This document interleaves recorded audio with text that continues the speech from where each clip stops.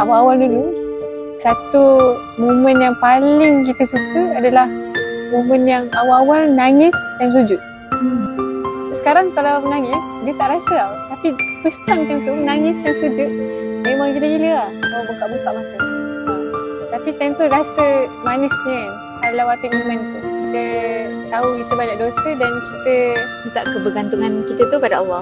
Sebab kalau kita tak bergantung pada Allah, kita nak bergantung pada siapa lagi? Kalau kita bergantung pada family pun owner dia Allah. Kita nak bergantung pada kawan pun owner dia Allah. Tapi dalam masa yang sama kita tak boleh nak putus asa daripada rahmat Allah.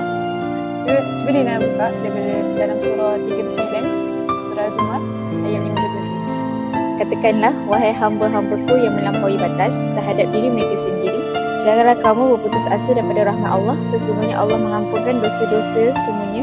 Kan dia sampaikan, pergilah hujung pangkal macam mana pun, kita kena balik pada owner. Sampai sini.